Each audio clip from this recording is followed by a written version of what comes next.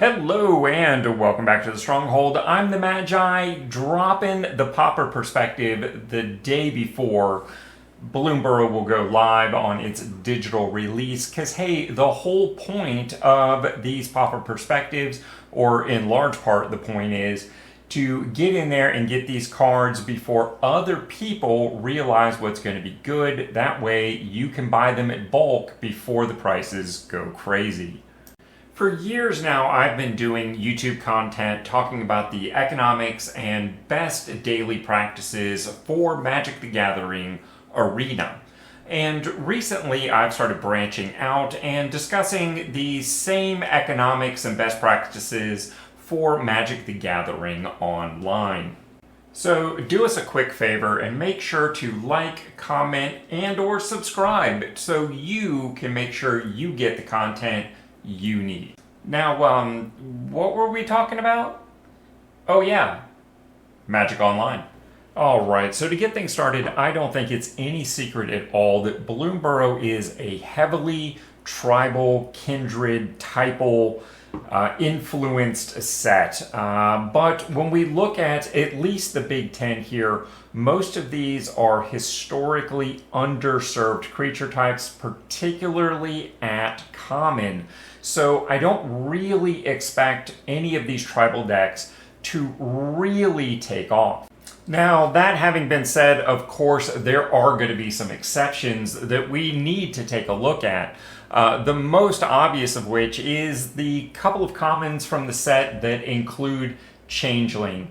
So these may not support the Big Ten creature types that we see throughout Bloomburrow, but the fact that these are colorless and add potential creature tribal support to any number of tribes might actually see a little bit of play here and there within Pauper, although I am kind of on a wait and see for this particular one. Now, on an only slightly higher potential here, of course, we have the creature type Rats, which is a very long and well-established creature type within Magic the Gathering, even at common. In fact, I think there's been more common Rats than anything else, but don't hold me to that because I didn't actually check. But this is a creature type we might actually see. There's not currently a Rat tribal deck in any form of the Pauper meta, but this set, along with some of the Rat-specific cards that we saw in Wilds of Eldraine last year, might get us there, although I am remaining skeptical as to how viable this one is really going to be.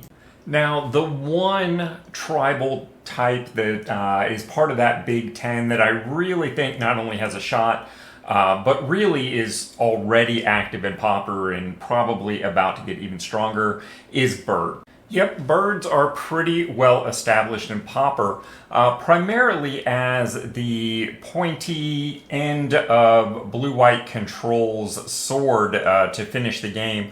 Cards like Squadron Hawk and its ability to refill your hand and keep laying threats as needed. Judge's Familiar as an on-board counterspell, just to name a few. Finch's Formation has a similar effect of potentially flooding the board and changing the game state. 3 mana, 2/2, with an Offspring ability that allows you to invest a little extra mana and get a 1/1 token copy of the creature. In either case, it has flying, and when this creature enters, target creature you control gains flying until end of turn.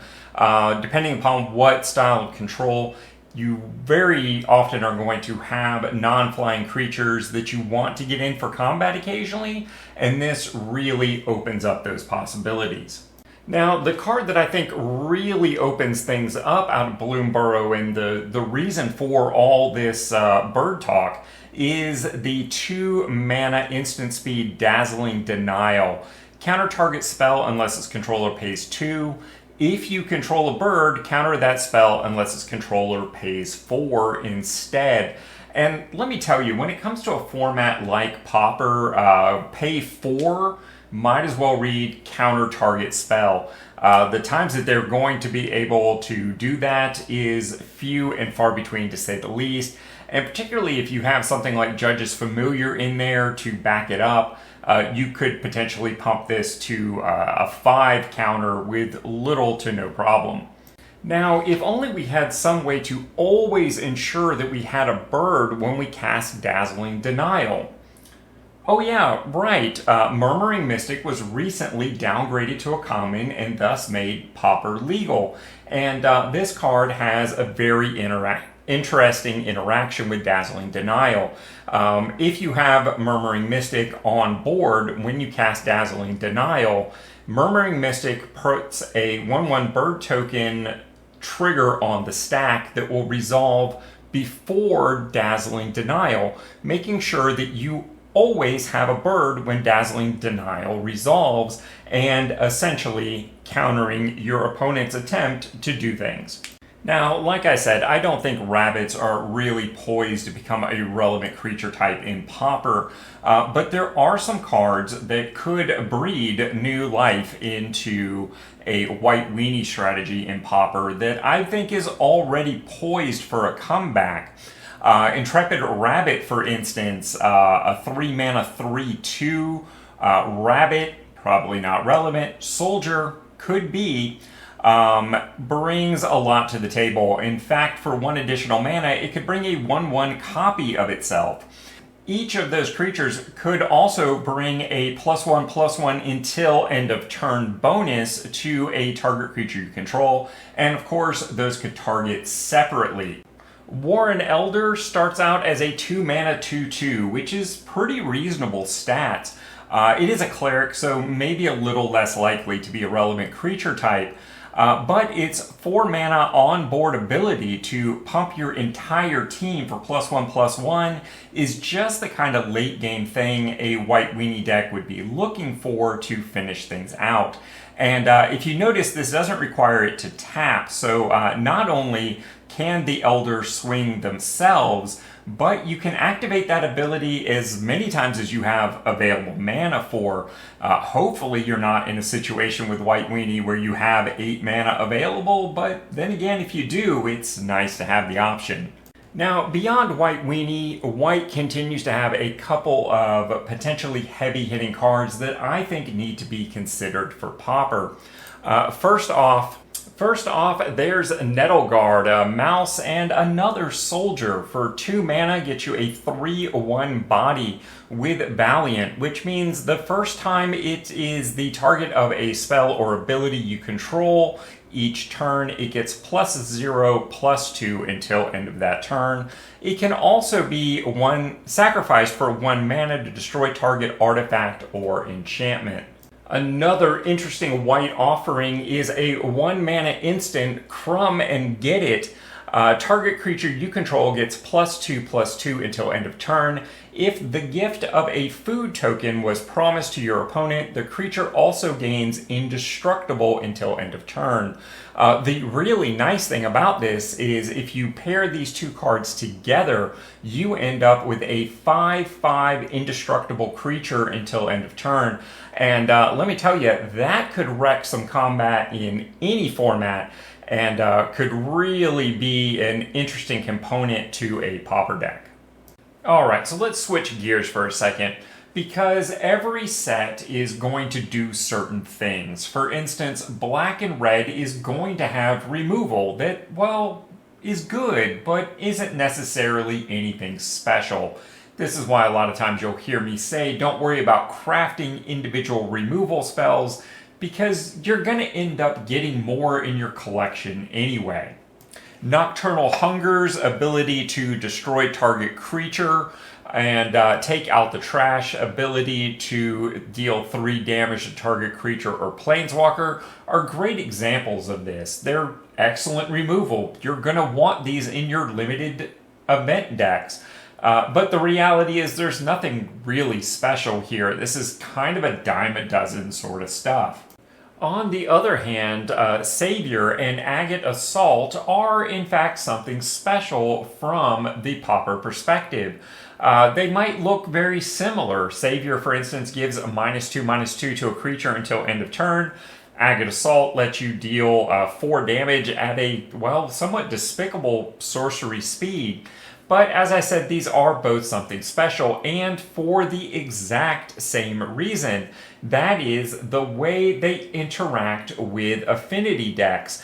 Savior creates a food token, an artifact in and of itself, and Agate Assault lets you exile target artifact. So just those little tweaks can make a big difference because, well, Affinity is still the biggest deck in the format, and finding new ways to make that work for you or work against your Affinity playing opponent is almost always a good thing. Last but not least, Baker's Bane Duo is another one of those cards that could interact very positively with Affinity because it again creates a food token for you, as well as putting a very reasonable 2/2 body on the board for 2.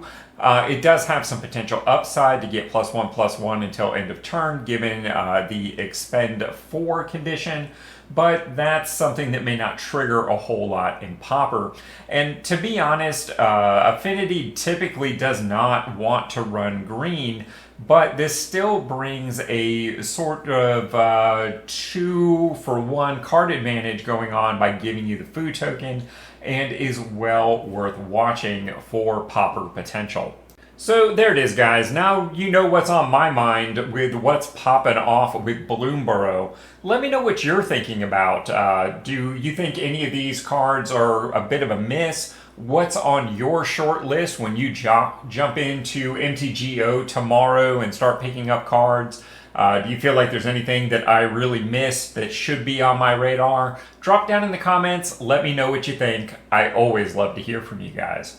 And before we go, of course, I always want to thank my entire Patreon community for supporting not just my passion, but the community at large.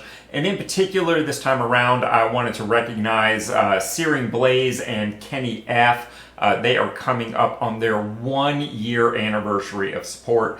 Thank you all. Thank you guys. I could not do this without you. And of course, let me leave you with some suggestions for your next step here on the channel.